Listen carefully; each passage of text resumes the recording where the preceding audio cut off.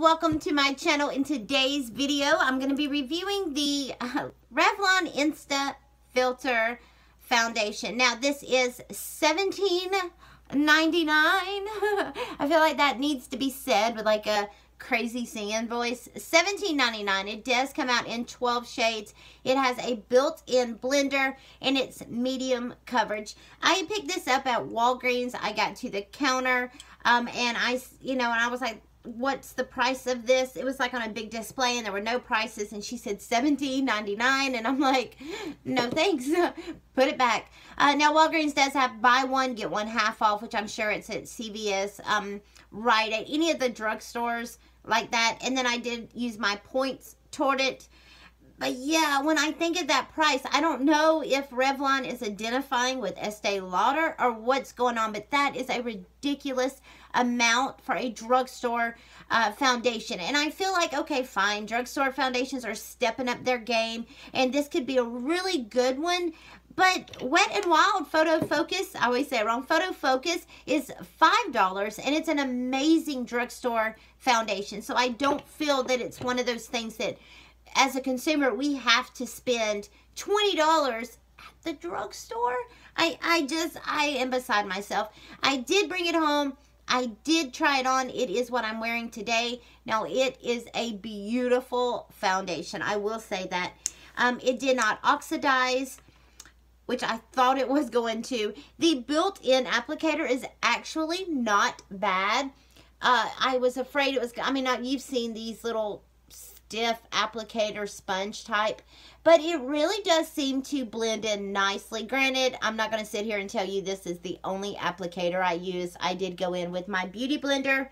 That's just how I like to do my foundation, but it did apply nicely. As you can see, it is medium coverage. You can still see some discoloration, but it does layer very well. I don't have much discoloration on my face or texture. What I'm mostly needing it for is just a nice foundation. I do have vitiligo, and you can still see it right there where it didn't quite cover it. And then my little red dots on my forehead. I like a medium foundation, a medium coverage, just because the full coverage sometimes feels cakey and like your face can't breathe, your skin can't breathe. So I do like this if you don't have a lot of discoloration. And of course I can use color correcting concealers or a concealer before foundation to fix any of that. But I do think that this is a nice foundation. It does layer well. If you wanted to, I do think you can build it up to full coverage. That kind of gives you an idea right there. Let me go in back with my beauty blender and just kind of give you an idea. See how it does layer very well. And I do think you could get a full coverage out of this. It does say it's 24-hour wear, I believe. Or it did come in 12 shades, which the shade range is not impressive. And when I bought this at Walgreens, I only had the option of 5 shades. I feel like they could come out with a little bit more shades. This is, the color I got was 220 Natural Beige. And I do think it did work well with my skin tone. I do think that it was a nice match. I am interested in trying the, there was one more medium beige, but not for $17.99. I'm not going to, and when you go to the grocery store, it's so difficult with foundations because it's frowned upon for you to open it up and try it on. And, you know, normally I will, like with the Wet n Wild, I did pick up a couple different shades because they have such a large shade range. I came home, and both of them kind of worked well. One I wear when I'm a little tanner, and then the other one I'm not quite as tan. So I didn't have to return anything. And I always hate returning foundations or any kind of makeup because they're forced to damage it out, and it's just like wasting makeup. It breaks my heart. I can't stand the thought of poor little foundation being thrown in the garbage because I tried it once and it didn't match me. But at $17.99, I'm not picking up 2 of them, if that makes sense. That is outrageous. Product-wise or packaging-wise, it is amazing. I do like the built-in blender. I mean, it's not a bad applicator. I've stated that. But I like, too, that you just roll it up.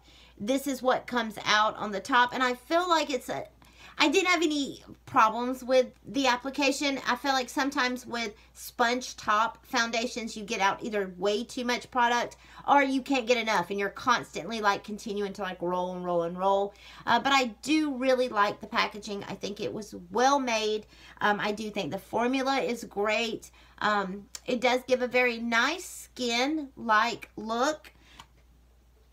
I just don't know. I'm on the fence because of the price tag, $17.99. If you were to put these side by side and you were to ask me which one do I like better, I'm going to say Wet n Wild because I'm factoring the price. If price was not an issue, I really do like this, the instant filter, because it does have a very nice look on the face. It didn't dry too fast. It wasn't tacky.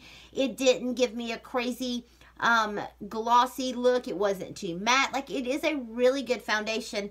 I just don't, that price tag, I can't get over that price tag. Let me know down in the comments, what do you think? Is $17.99 too much for a drugstore foundation? If you've tried this, let me know what your experience was, all that good stuff. If you have not already subscribed to my channel, hit that button and become part of our family. Make sure you've got your bell on so you know when I'm uploading. Bye, y'all.